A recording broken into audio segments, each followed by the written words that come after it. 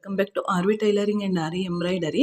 ಇವತ್ತಿನ ವಿಡಿಯೋದಲ್ಲಿ ನಾನು ಬೀಡ್ಸ್ ನೋಡ್ತಿದ್ದೀರಾ, ಗೋಧುವೆ ಬೀಡ್ಸ್ ರೀತಿ ಬರುತ್ತೆ. ಈ ರೀತಿ ಬಂದಂಥ ಬೀಡ್ಸನ್ನು ಹೇಗೆ ನಾವು ಸ್ಟಿಚ್ ಮಾಡೋದು ಅಂತ ಈ ವಿಡಿಯೋದಲ್ಲಿ ತೋರಿಸ್ಕೊಡ್ತೀನಿ. ಮುಂದಿನ ವೀಡಿಯೋಸ್ ಎಲ್ಲ ಫಾಲೋ ಮಾಡ್ತಾ ಹೋಗಿ ಎಲ್ಲ ರೀತಿ ಡಿಸೈನಲ್ಲಿ ಬರುವಂಥ ಬೀಡ್ಸನ್ನು ಹೇಗೆ ಸ್ಟಿಚ್ ಮಾಡೋದು ಅಂತ ಒಂದೊಂದು ಸ್ಟೆಪ್ ವೈಸ್ ನಾನು ತೋರಿಸ್ಕೊಡ್ತಾ ಹೋಗ್ತೀನಿ. ಹಾಗಿದ್ರೆ ವಿಡಿಯೋ ಲೇಟ್ ಮಾಡೋದು ಬೇಡ. ಆ್ಯಸ್ ಇಟ್ ಈಸ್ ಜೆರಿ ಥ್ರೆಡ್ಡನ್ನು ತಗೊಂಡಿದ್ದೀನಿ ನಾನು. ಈ ಜೆರಿ ಥ್ರೆಡನ್ನು ಉಪಯೋಗಿಸ್ಕೊಂಡು ನೋಡ್ತಾ ಇರ್ಬೋದು.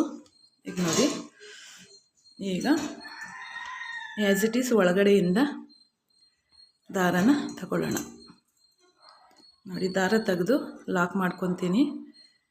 ಲಾಕ್ ಮಾಡ್ಕೊಂಡಿದ್ದಾದ ನಂತರ ದಾರನ ಎಳೆದಿಟ್ಕೋಬೇಕು. ನೀವು ಇಲ್ಲೇ ನಾವು ಬಟ್ಟೆ ಮೇಲೆ ಹಾಕ್ಕೋಬೋದು. ನೋಡಿ, ಎರಡಕ್ಕೆ ಜಾಸ್ತಿ ಆಗುತ್ತೆ. ಬೀಡ್ಸ್ ಹಾಕೋದೇ ಒಂದು ನೀಡಲ್ ಬರುತ್ತೆ. ಅದರಲ್ಲಿ ನೆಕ್ಸ್ಟು ನೀವು ಪ್ರಾಕ್ಟೀಸಲ್ಲಿ ಇದರಲ್ಲೇ ಮಾಡಿ, ಯಾಕೆಂದರೆ ನಿಮಗೆ ಗ್ರಿಪ್ ಸಿಗೋದಕ್ಕೆ ಅದು ತುಂಬ ತೆಳು ಇರುತ್ತೆ. ಬೀಡ್ಸ್ ಹಾಕುವಂಥ ನೀಡಲ್ಲು ಅದರಲ್ಲಿ ನಿಮಗೆ ಮೇಂಟೈನ್ ಮಾಡೋದು ಕಷ್ಟ ಆಗುತ್ತೆ. ಹಾಗಾಗಿ ಇದರಲ್ಲೇ ನೀವು ಟ್ರೈಯನ್ನು ಮಾಡಿ ಒಂದೊಂದೇ ಬೀಡನ್ನು ತಗೊಂಡು ನೋಡಿ, ಈಗ ದಾರನ ಒಳಗಡೆಯಿಂದ ಎಳ್ಕೋಬೇಕು. ಕಾಣಿಸ್ತಿದೆಯಾ? ಎಳ್ಕೋಬೇಕು. ಎಳ್ಕೊಂಡಾದ ನಂತರ ದೊಡ್ಡದಾಗಿ ದಾರನ ತೆಗೆದು ಬಿಟ್ಕೊಳ್ಳಿ. ಪುನಃ ಇನ್ನೊಂದು ಬೀಡನ್ನು ಸೂಜಿಯೊಳಗೆ ಇನ್ಸಲ್ಟ್ ಮಾಡಿಕೊಂಡು ಈ ರೀತಿ ನೋಡಿ, ಎಷ್ಟು ಚೆನ್ನಾಗಿ ನೆಕ್ಲೈನ್ಗೆ ಮತ್ತು ಡಿಸೈನ್ ಮಾಡುವಾಗ ಎಲ್ಲದರಲ್ಲೂ ಬಳಕೆಯಾಗತ್ತೆ. ಇದು ಪ್ರತಿಯೊಂದು ಡಿಸೈನ್ ನಾನು ಏನು ಹೇಳ್ಕೊಡ್ತೀನಲ್ಲ, ಎಲ್ಲ ಪ್ರೊಫೆಷನಲ್ ಆಗಿ ಬರುವಂಥ ಡಿಸೈನಲ್ಲಿ ಆ್ಯಡ್ ಆಗುವಂಥದ್ದೇ. ಹಾಗಾಗಿ ಪ್ರತಿಯೊಂದನ್ನು ಪ್ರಾಕ್ಟೀಸನ್ನು ಮಾಡ್ಕೊಳ್ಳಿ.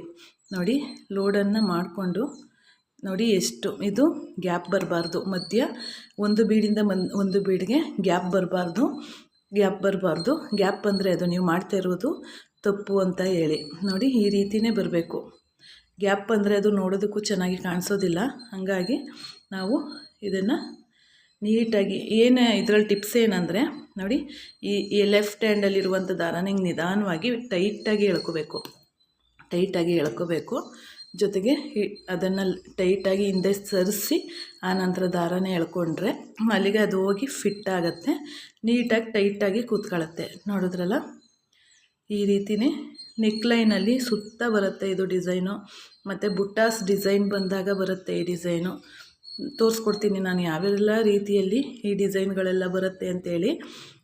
ನೋಡಿದ್ರಲ್ಲ, ಈ ರೀತಿ ನಾವು ಲೈನ್ಸ್ ಬಂದಾಗ ಈ ರೀತಿ ಮಾಡುವಂಥದ್ದು. ಇದು ಬುಟ್ಟ ಬಂದಾಗ ಯಾವ ರೀತಿ ಮಾಡೋದು ಅಂತ ಮುಂದಿನ ವೀಡಿಯೋಸ್ಗಳಲ್ಲಿ ತೋರಿಸ್ಕೊಡ್ತೀನಿ. ಫಸ್ಟು ಶುಗರ್ ಬೀಡಿಂದ ಶುರು ಮಾಡ್ತೀನಿ ನಾನು. ಈಗ ಡಿಸೈನನ್ನು ನೋಡಿದ್ರಲ್ಲ, ನಿಮಗೆ ಈ ರೀತಿ ಡಿಸೈನ್ ಮಾಡುವಾಗ ಯಾವ ರೀತಿ ಎಲ್ಲ ನಾವು ಟಿಪ್ಸನ್ನು ಫಾಲೋ ಮಾಡಬೇಕು ಅಂತ ತಿಳ್ಕೊಂಡ್ರಿ ಅಲ್ವಾ. ಈಗ ನೋಡಿ, ದಾರನ ಇದರಲ್ಲಿ ಮೇನು ಲೆಫ್ಟ್ ಹ್ಯಾಂಡಲ್ಲಿ ಎಳ್ಕೋಬೇಕು. ನೋಡಿ, ಎಳ್ಕೊಂಡು ಅದನ್ನು ಈ ರೀತಿ ಹಿಂದೆ ಪ್ರೆಸ್ ಮಾಡಿ ಎಳ್ಕೋಬೇಕು. ಇದೊಂದು ಟಿಪ್ಸನ್ನು ನೀವು ತಿಳ್ಕೊಂಡ್ರಿ ಅಂದರೆ ಬೀಡ್ಸ್ ವರ್ಕ್ ಮಾಡೋದು ತುಂಬಾ ಈಸಿಯಾಗಿ ಹೋಗಿಬಿಡುತ್ತೆ. ನಾನು ಶುಗರ್ ಬೀಡನ್ನು ಹಾಕೋದನ್ನು ಹೇಳ್ಕೊಟ್ಟಿದ್ದೆ, ನೋಡ್ಬೋದು ಇಲ್ಲಿ. ಅದರ ಮುಂದೆ ಬರೆದ ಭಾಗ ದಪ್ಪ ಬೀಡು ಮತ್ತು ಗುಂಡು ಹಾಫ್ ಬೀಡ್ ಅಂತ ಬರುತ್ತೆ. ಅದನ್ನು ನೆಕ್ಸ್ಟ್ ವೀಡಿಯೋದಲ್ಲಿ ನಾನು ತೋರಿಸ್ಕೊಡ್ತೀನಿ. ಹಾಫ್ ಬೀಡನ್ನು ಯಾವ ರೀತಿ ಸ್ಟಿಚ್ ಮಾಡೋದು ಅಂದರೆ, ರೌಂಡ್ ಬೀಡ್ ಬಂದು ಉಂಡೆಯಾಗಿರುತ್ತೆ. ಆದರೆ ಹಾಫ್ ಬೀಡ್ ಬಂದು ಕೆಳಗಡೆ ಚಪ್ಪಟೆಯಾಗಿರುತ್ತೆ, ಮೇಲ್ ಮಾತ್ರ ಉಂಡೆಯಾಗಿರುತ್ತೆ. ಅದನ್ನು ಯಾವ ರೀತಿ ಫಿಟ್ ಮಾಡೋದು ಅಂತ ನಾನು ತೋರಿಸ್ಕೊಡ್ತೀನಿ ನಾನು. ಹಾಗಿದ್ರೆ ಈ ಟಿಪ್ಸ್ ಎಲ್ಲ ತಿಳ್ಕೊಂಡ್ರಲ್ವ, ಈ ರೀತಿಯೇ ನೆಕ್ಲೈನ್ಗೆ ನಾವು ಸೇರಿಸ್ಕೊಂಡು ಹೋಗುವಂಥದ್ದು.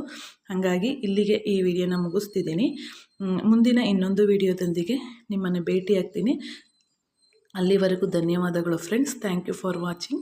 ಮತ್ತು ಇಲ್ಲಿ ಎಂಡನಾಟನ್ನು ಕೊಡ್ತಿದ್ದೀನಿ, ನೀವು ಅಬ್ಸರ್ವ್ ಮಾಡಿ. ಒಳಗಡೆಯಿಂದ ದಾರನ ತಂದು ಪ್ರತಿಯೊಂದರಲ್ಲೂ ಇರುತ್ತೆ ಎಣ್ಣಾಟು. ತಿಳ್ಕೊಂಡ್ರೆ ನಿಮಗೆ ಇದು ಕಾಮನ್ ಆಗಿ ಬರುವಂಥ ಆನ್ಸರ್ ಅಂತಲೇ ಹೇಳ್ಬೋದು. ನೀಟಾಗಿ ತಿಳ್ಕೊಂಬಿಟ್ರೆ ನೀವು ಆರಾಮಾಗಿ ಯಾವುದೇ ಸ್ಟಿಚ್ ಆದ್ರೂ ಮಾಡ್ಕೊಂಡು ಹೋಗ್ಬೋದು.